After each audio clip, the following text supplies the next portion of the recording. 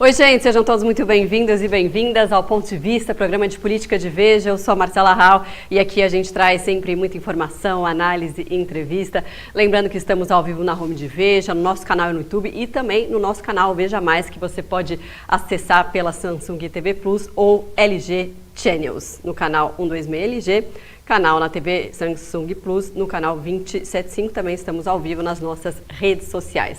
Vamos junto, então, um ótimo dia. A gente começa falando sobre a reunião ministerial convocada pelo presidente Lula no Palácio da Planalto. Está acontecendo nesta manhã com todos os ministros para tratar ali de propostas prioritárias para o governo até o fim da gestão. O presidente Lula abriu a reunião falando sobre a guerra na Ucrânia, em Gaza, criticando, defendendo o fim dessas guerras, mas também falando sobre o presidente americano Donald Trump, criticando a sua postura, segundo ele, como imperador do mundo, é assim que ele age, diz que está disposto a negociar as tarifas impostas pelos Estados Unidos, mas que não vai ser tratado como subalterno. Também o presidente Lula falou sobre a família Bolsonaro, tratando o Eduardo Bolsonaro como um dos maiores traidores da pátria. A gente tem o áudio disso aqui, daqui a pouquinho a gente vai mostrar para vocês. Antes, a gente vai acompanhar ao vivo a reunião ministerial que acontece neste momento.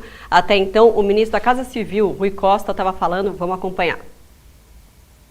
O centro do cuidado com as pessoas, da geração de emprego e desenvolvimento. Obrigado, presidente. Agora, agradeço a imprensa por mim. Um beijo no coração de cada jornalista, homem e mulher. Esse cara com esse canhão aí na frente não pode estar com boa intenção. Quer uma foto com a máquina, o cara traz um canhão para tirar foto aqui. Obrigado pela presença de vocês. Nós acompanhamos ao vivo, direto do Palácio. Tá aí agora continua a reunião, mas não de forma ao vivo para toda a imprensa, né? Eles vão tratar dos temas ali internos do governo e a gente vai acompanhar caso tenha alguma novidade em relação a isso. O presidente, como eu havia falado, falou sobre o presidente americano. Vamos acompanhar então um trechinho do que disse o presidente Lula. E tem a questão da última novidade, que é a posição do governo dos Estados Unidos, que tem agido como se fosse o imperador do planeta Terra. Ou seja, é uma coisa descabida, porque eu não vou repetir aqui o que eu já falei sobre o Brasil, mas ele continua fazendo ameaças ao mundo inteiro. Agora, ontem à noite, às 9 horas da noite, ele publicou no Twitter dele ou no portal dele, não sei, uma nota ameaçando outra vez que quem mexer com as big techs deles vai sofrer as consequências. E ameaça qualquer país. As big techs são um patrimônio americano e que ele não aceita que ninguém mexa. Isso pode ser verdade para ele. Para nós, ele é um patrimônio americano, mas não é nosso patrimônio. Nós somos um país soberano, nós temos uma Constituição, nós temos uma legislação, e quem quiser entrar nesses 8,5 milhões de quilômetros quadrados, no nosso espaço aéreo, no nosso espaço marítimo, na nossa floresta, tem que prestar contas à nossa Constituição e à nossa legislação. É assim que tem que ser para que a gente possa construir e fortalecer esse mundo democrático, multilateralista, que o Brasil faz questão de defender. Tá, então, o presidente Lula falando sobre o presidente americano Donald Trump e também ele falou sobre a família Bolsonaro, fez um ataque aos integrantes que, enfim, o Eduardo Bolsonaro foi um dos grandes articuladores com o governo dos Estados Unidos que gerou esse tarifaço imposto a produtos brasileiros. Vamos ver. É que o Congresso Nacional precisava começar a discutir. Eu fiz uma relação dos maiores traidores da história da humanidade. Eu não estou com ela aqui porque esqueci de trazer.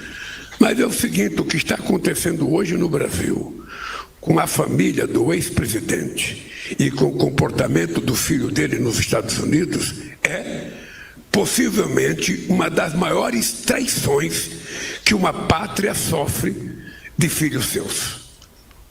Não existe nada que possa ser mais grave do que uma família inteira ter um filho custeado pela família, um cidadão que já deveria ter sido expulso da Câmara dos Deputados, insuflando com mentiras e com hipocrisias um outro Estado contra o Estado Nacional do Brasil.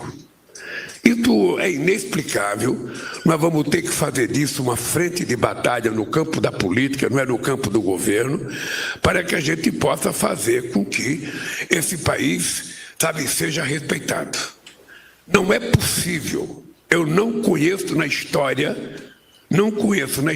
desse país algum momento em que um traidor da pátria teve a disfarçatez de mudar para o país em que ele está adotando como pátria, ele está adotando os Estados Unidos como pátria, negando a sua pátria e tentando insuflar o ódio de alguns governantes americanos contra o povo brasileiro.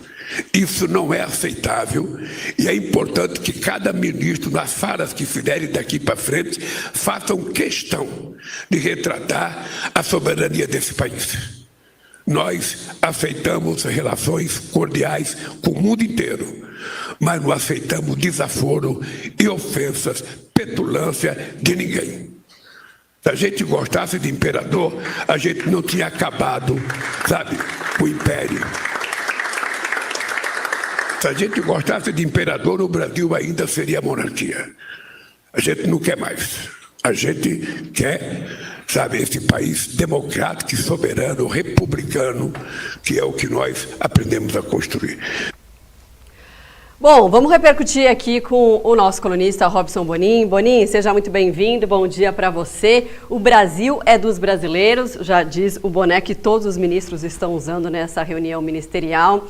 Ele disse que vai abrir uma frente de batalha, o presidente Lula já abriu essa frente de batalha, já viu que deu certo esse discurso nacionalista, que inclusive está impactando, repercutindo nas pesquisas que estão fazendo com que os números do governo Lula, do presidente, a imagem do governo de uma forma geral, melhore, não é isso? Bom dia. Bom dia, Marcela. Bom dia, pessoal que está nos acompanhando. Marcela, a gente está vendo um sinal claro aí de que o presidente decidiu usar toda essa confusão causada pelos bolsonaristas lá nos Estados Unidos e os efeitos concretos das sanções americanas aqui no Brasil como uma bandeira eleitoral, né? Vai ser o carro-chefe da campanha à reeleição do presidente Lula, até porque o governo não tem outra coisa para mostrar. A questão interessante aí é como ninguém faz questão de disfarçar, né? Essa imagem de todo mundo com bonezinho azul não precisava, do ponto de vista de um governo que está preocupado com a agenda do país, com as coisas que têm que ser realizadas, né? A imagem que passa é de que o presidente e o governo vão fazer de tudo para alongar tirar até a última gota de suco dessa crise, desse tiro no pé que os bolsonaristas acabaram dando, né, com essa história toda de buscar nos Estados Unidos alguma forma de tornar o Brasil, as instituições brasileiras, reféns de sanções e de ameaças da família Bolsonaro e do presidente Donald Trump. Então, o Lula está usando isso porque é aquilo que você acabou de falar. Nos últimos dias, a gente acompanhou uma série de pesquisas que foram divulgadas, e essas pesquisas mostram que o país inteiro cansou, né? Primeiro da polarização, depois desse discurso de chantagem e dessa imagem que a crise passa, de que é uma família colocando um país inteiro, né, submetendo um país inteiro aos seus caprichos, porque é uma batalha solitária por salvação, né? As mensagens que a Polícia Federal apresentou no relatório ao ministro Alexandre de Moraes e que o ministro Alexandre de Moraes divulgou ao país, elas são muito claras em mostrar que em nenhum momento ali a preocupação ou do ex-presidente Jair Bolsonaro, do Eduardo Bolsonaro, do pastor Silas Malafaia, com aquela pauta ampla de anistia que foca, né, principalmente nas pessoas que foram para os atos de 8 de janeiro e estão presas e condenadas a longas penas hoje. Não tem nada disso, não é uma questão nacional e tudo mais, é uma questão pessoal, de salvamento pessoal do ex-presidente. O próprio Eduardo Bolsonaro complicou a própria vida indo para lá fazer o que está fazendo, e o presidente Lula vai usar, como ele disse, essa frase é muito importante que ele disse para os ministros ali: Cada ministro tem que usar nas suas falas, nas suas agendas, ou seja, esse discurso de soberania nacional, né, e mostrar que os traidores são os integrantes da família Bolsonaro. Então, está aberta a campanha eleitoral, o presidente está fazendo essa reunião ministerial para mostrar isso, para alinhar o discurso e para cobrar alguma coisa dos ministros, já que a gente está caminhando, Marcelo, estamos acabando, né, chegando ao fim de agosto, e muitos ministros que estão no governo vão deixar o governo entre dezembro e abril, porque também serão candidatos ao Senado, à Câmara dos Deputados, enfim, vão buscar outros projetos eleitorais pessoais e precisam deixar de alguma forma alguma marca ou a apresentar as metas do que foi feito em cada pasta ao presidente Lula. Pois é, o vice-presidente Geraldo Alckmin também falou ali no finalzinho, né? Falou também sobre essa questão da viagem que ele vai fazer para o México com a ministra Simone Tebet, também com o ministro Fávaro, e com mais 100 empresários, tal, que vão tentar negociar ali outras formas de comércio com o México, né? Mas, paralelamente a isso, a Alckmin tem feito um trabalho ali nos bastidores de atuação para tentar negociar o tarifaço de 50% a produtos brasileiros. Queria que você falasse um pouquinho, acho que foi você, né, que chegou a falar com o vice-presidente, sobre o papel do vice-presidente nessa crise toda envolvendo o tarifaço, né? E sobre os avanços também que ele conseguiu com a exclusão de vários produtos da lista, né? Claro que também são de interesse dos Estados Unidos, quando eles excluíram boa parte dos produtos que seriam tarifados, mas também tem um papel importante aí e que ele ganha protagonismo nessa história. É isso, o vice-presidente ele tem uma postura mais técnica nessa discussão toda. Ele não entra no discurso político, ele não faz aquele enfrentamento que o presidente Lula vai, né, o Trump é imperador do planeta Terra. O Alckmin, ele vai na linha mais técnica, porque é a linha técnica que abre as portas e que faz com que o Brasil tenha lugar à mesa para negociar objetivamente com os americanos aquela pauta setorial, né, porque isso é importante, né? A gente mostra na revista na semana que o vice-presidente se reuniu com mais de 400 empresários nesse mês que ele vem administrando essa crise, né? Foi um integrante do governo que, de fato, parou o que estava fazendo e foi entender o tamanho do impacto do tarifaço dos Estados Unidos na economia brasileira, olhando cada setor exportador. Então, ele se reuniu com essa infinidade de empresários para ouvir o que cada setor precisaria que fosse feito, se reuniu muito com o chefe da CNI, né, porque a indústria é, de fato, o segmento que mais está sofrendo com o tarifaço, e ele teve conversas pontuais com o secretário de Comércio americano para tratar dessas questões, porque tem uma disputa ideológica, ninguém nega, todo mundo reconhece que há um interesse do governo Trump de favorecer a família Bolsonaro com essas sanções que estão sendo anunciadas. Agora, os americanos também não jogam e não rasgam dinheiro, né? Essa é, como diziam os assessores do governo, eles não rasgam dinheiro. Então, se pontualmente o Brasil, em vez de ficar nesse discurso de provocação, de bravata política, explicar o que, de fato, eles também vão perder com essas sanções em relação aos produtos brasileiros, você consegue ir mudando um pouco essa lógica, né? Nem tudo é definitivo no tarifaço anunciado pelos Estados Unidos, tanto que ele vem sendo desidratado. E o Alckmin está fazendo esse papel, que é importante, de o governo ter esse canal mais sóbrio, até porque os empresários brasileiros estão se movimentando, gastando muito dinheiro, contratando escritórios de lobby, né, escritórios de consultorias, que lá nos Estados Unidos o lobby ele é regulamentado, então não é um movimento ilegal, né? Você pode contratar e deve contratar alguém que converse direito com o governo americano. Então é o que a CNI está fazendo e outras entidades também, e a gente até mostrou na semana passada que a CNI vai levar uma missão de empresários para os Estados Unidos na próxima semana, nos dias 3 e 4. Então o que o Alckmin está fazendo é mantendo a sanidade desses canais de diálogo com o governo americano, sem bravata, sendo um interlocutor de fato técnico, para que os avanços ocorram, né, enquanto o governo tenta, o presidente Lula, enfim, na arena política, tirar dividendos eleitorais dessa crise, Marcelo. A gente estava mostrando um vídeo aí do vice-presidente. A gente tem o vídeo dele já falando ou não? É só uma imagem que a gente tinha até agora? Vamos ver então o que o vice-presidente falou. O programa para bens e capital. Então, 10 bilhões do BNDES, 2 bilhões da FINEP, Luciana. E Haddad, 10 bilhões do BNDES. Então, são 12 bilhões com juros menor, vão variar entre 8% e 10%, para bens e capital. Renovar, presidente, o parque industrial brasileiro, máquinas, equipamentos. As máquinas estão com 15 anos, 14 anos em média. E a depreciação estava levando 15 anos para depreciar uma máquina. O presidente Lula lançou depreciação acelerada, deprecia em 2 anos. E agora financia 12 bilhões para a renovação do parque industrial brasileiro, ganho de competitividade, redução de custos e melhor produtividade. Segunda boa notícia é o carro sustentável. O presidente Lula lançou o IPI 0 para aquele carro de entrada. O que é o carro? E está um sucesso. Está vendendo quase 17%. Eu tenho fim de semana visitado concessionária de automóvel lotado. Então, o que é o carro sustentável? É um carro que 80%... Tá, então, na verdade, nesse trecho ele está falando das ações que o governo federal tem feito aí em relação à indústria. No finalzinho da fala dele, que ele falou mais sobre essa coisa da negociação em relação ao México, mas ele falou também sobre os Estados Unidos, ele falou assim, a injustificada medida americana e a disposição do presidente Lula de diálogo para resolver a questão. Sempre de uma forma muito mais educada, comedida, né?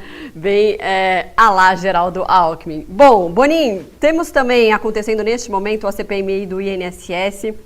Vamos dar uma acompanhada na sessão que acontece ao vivo, que está sendo presidida pelo Carlos Viana, o presidente, né? O relator é o Alfredo Gaspar. Eles estão definindo ali o roteiro e o relator está lendo o roteiro de trabalho que vai ser votado e também as convocações que vão ser votadas aí, decididas para que as pessoas venham, né? Compareçam à CPMI. Tem aí? Vamos ver.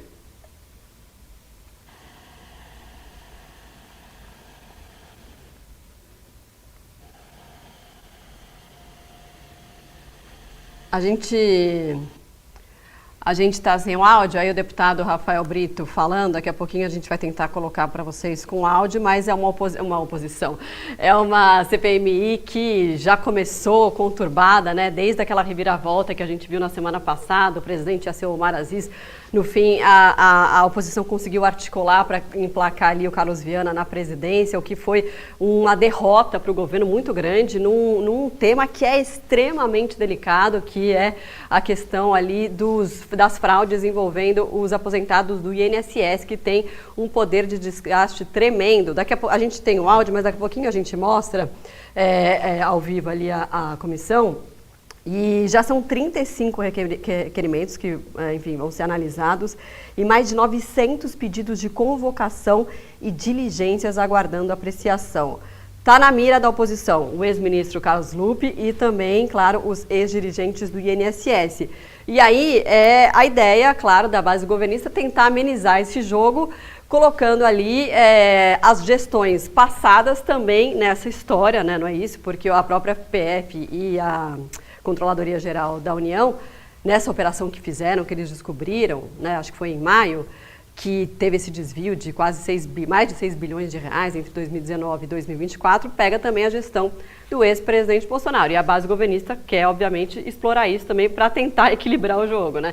Será que consegue? Começou muito mal a CPMI, né, Marcela? Porque, primeiro, o governo não, em nenhuma hipótese, se pudesse controlar esse processo, se tivesse maioria no Congresso e influência, o governo não aceitaria a investigação.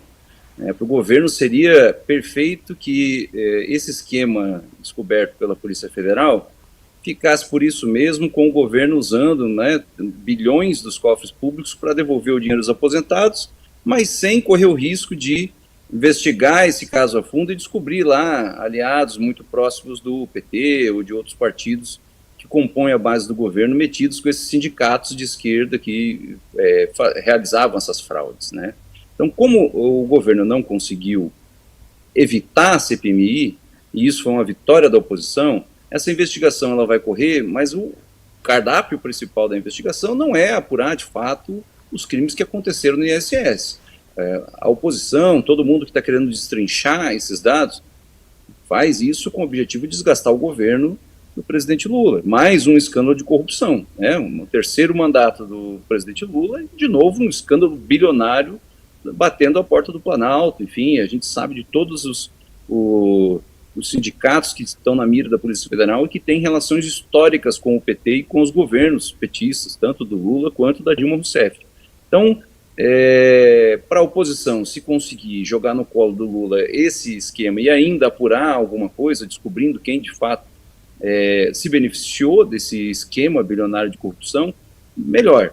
Agora, o que a gente está vendo, Marcela, é essa primeira iniciativa hoje da cúpula da CPMI, que é de ampliar o foco de investigação de uma forma até meio saindo do roteiro que estava previsto nas investigações da Polícia Federal. Porque, como você bem falou, a Polícia Federal identifica que essa fraude ocorreu de 2019, primeiro ano do governo de Jair Bolsonaro, até 2024, se não me engano, início de 2024, que é governo Lula, 3, né? Para ampliar essa investigação, a cúpula da CPMI está defendendo que a investigação comece lá no governo da Dilma Rousseff, quando esses descontos começaram também.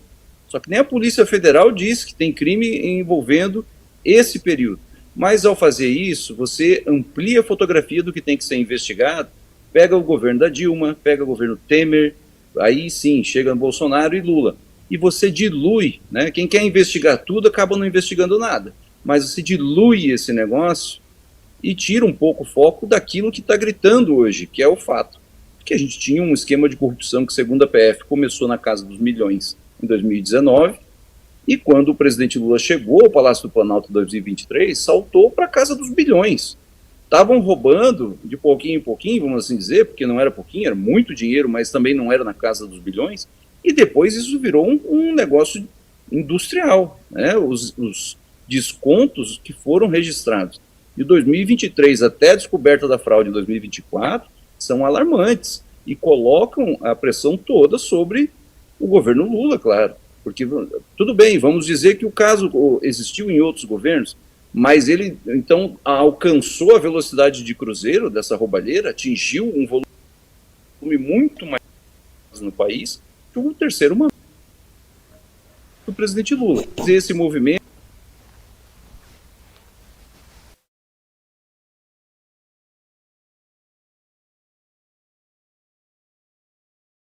história do país na última década, vamos assim dizer. Opa, cortou? Cortou, não, voltou agora, foi. Tá. Não, porque eu dizia isso, se a gente for olhar para trás para investigar a última década, aí vai faltar tempo para investigar todo mundo.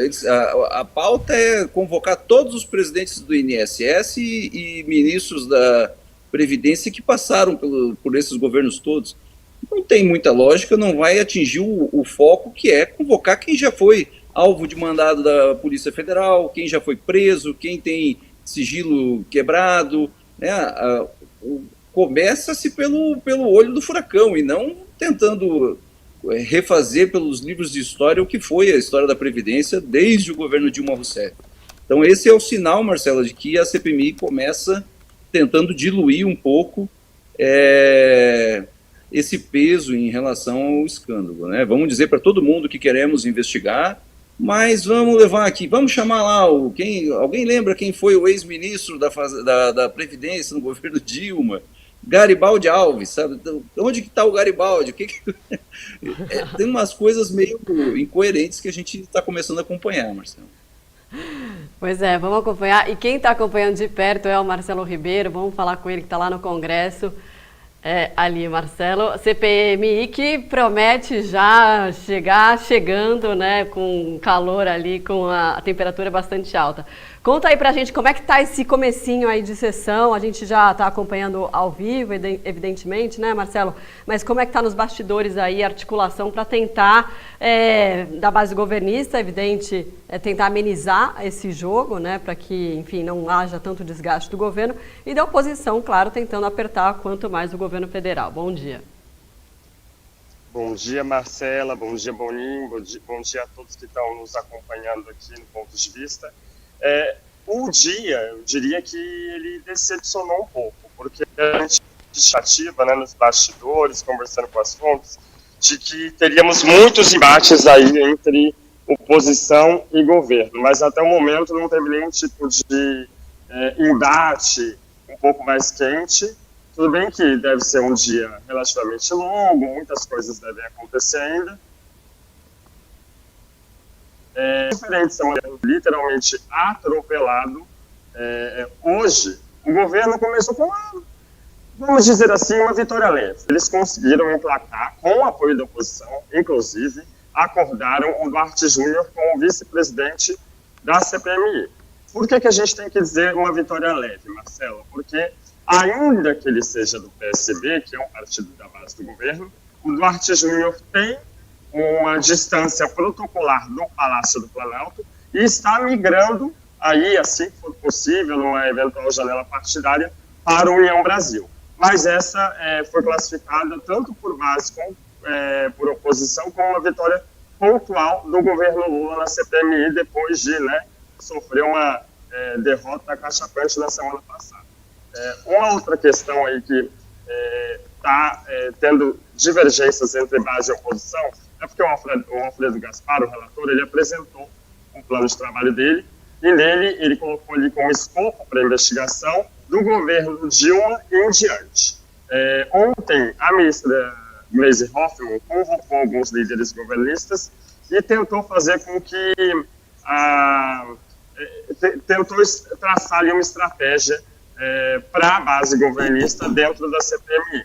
O que eles queriam? Eles queriam ou fazer com que as investigações começassem, assim como o Boninho falou mais cedo, lá atrás, nos anos 90, ou que fosse algo do governo Bolsonaro em diante. Por que eles queriam isso? Qual que era o objetivo?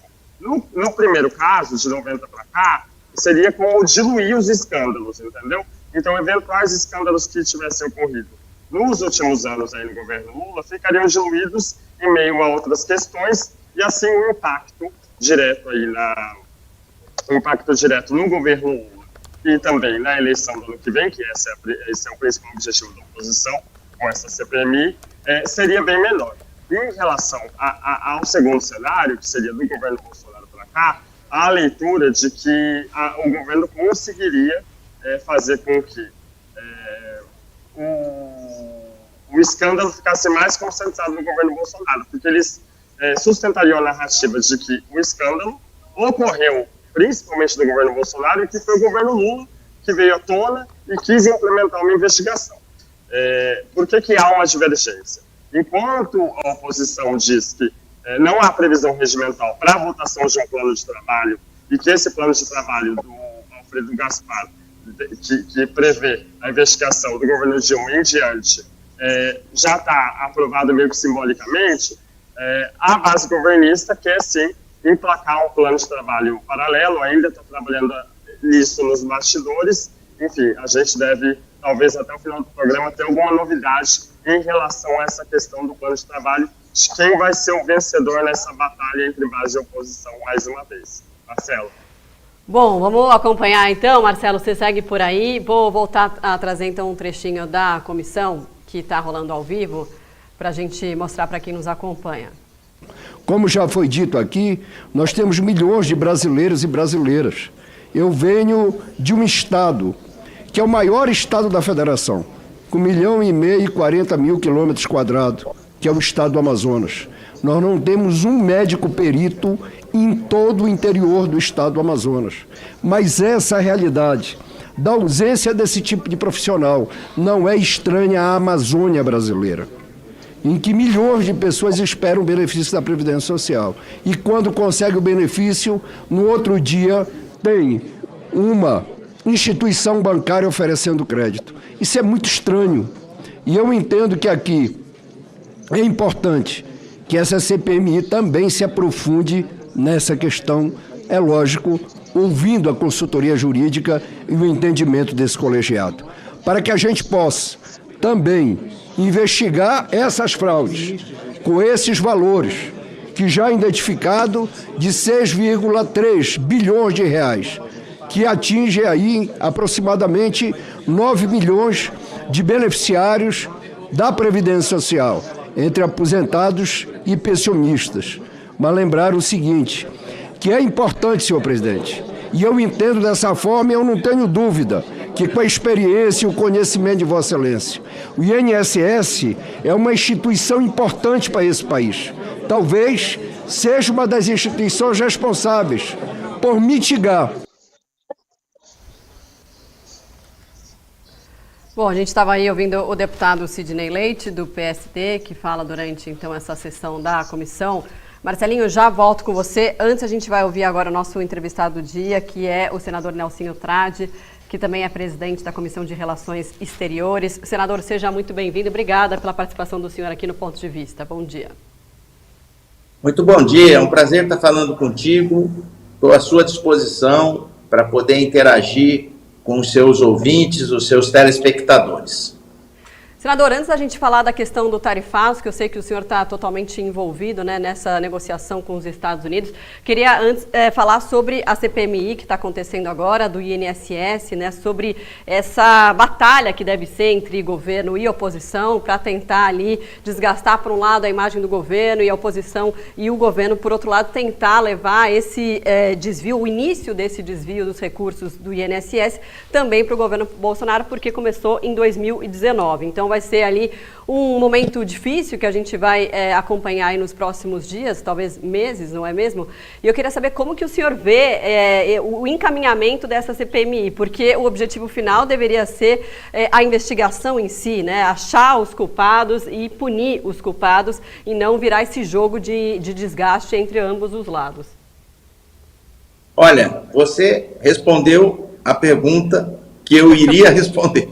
Exatamente isso que eu vou fazer. Eu sou suplente da comissão, mas eu não vou entrar nessa polarização de querer culpar A, B. Não sou a favor disso, mas sou a favor de uma investigação para que se identifique aqueles responsáveis por essa situação e encaminho a eles aquelas situações em que a justiça deverá se pronunciar. Ou seja, é um caso, infelizmente, de polícia e precisa ser investigado a fundo para poder verificar quem realmente fez o mal feito e que se possa pagar no rigor da lei. Robson Bonin, nosso colunista, está com a gente. Bonin, bem-vindo. Você já estava aqui comigo, enfim.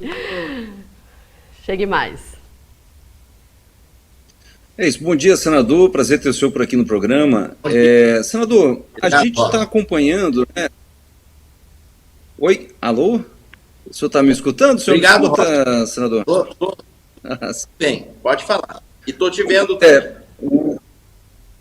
O Congresso, nessa jornada atual, nesse mandato atual, talvez esteja no seu momento de maior atenção de toda a sociedade em relação ao trabalho dos parlamentares, porque, de fato, agora a gente está discutindo umas questões que são realmente muito importantes para o país, né?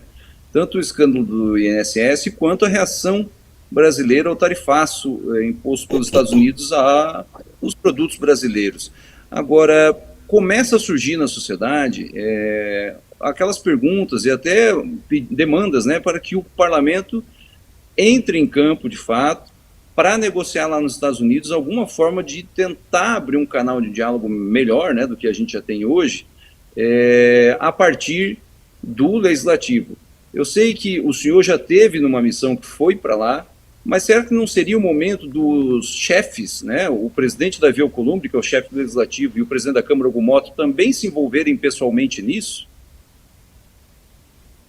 Olha, Robson, a situação de lá foi, assim, muito proveitosa a nossa ida. Tensionamos uma relação que estava tensionada, deixamos o canal e o caminho do diálogo mais fluido Porém, uma situação peculiar à época ocorreu, que é o recesso deles. Do mesmo jeito que a gente tem o recesso aqui no mês de julho, eles têm lá que só volta a funcionar no mês de setembro. Então, os parlamentares estão nos seus estados, junto às suas bases eleitorais. Porém, foi estabelecido um canal de diálogo em que nós estamos cultivando isso, pegamos os telefones deles, temos conversado tanto com o republicano que nos recebeu, quanto com os democratas. Ao todo, 9 senadores nos receberam e uma deputada. E quero dizer para você o seguinte: precisa sim estreitar esse canal de diplomacia para a gente poder vislumbrar a retirada de alguns produtos da sobretarifa máxima que foi aplicada de 5%, de 50%. A gente estava no piso com 10%, acabamos chegando no teto de 50%. Porém, eu preciso dizer a você que deve sim ser estimulado o presidente Davi, o presidente Hugo Mota, para que ele some esforços junto com aquilo que a gente já fez, no sentido de estreitar cada vez mais esse canal de conversa.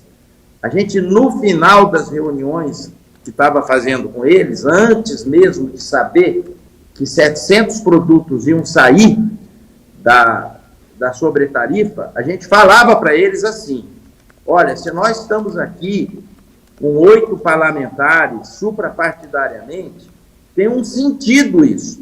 Nós não queremos nos afastar dos Estados Unidos. Nós temos 206 anos de relações diplomáticas com vocês. Vocês têm que pôr isso muito claro no radar de vocês. Se está sendo ruim para o Brasil, pode ter certeza que vai ser ruim para os Estados Unidos também. E eu cheguei a ouvir uma frase que não saiu da minha cabeça, Robson, de um dos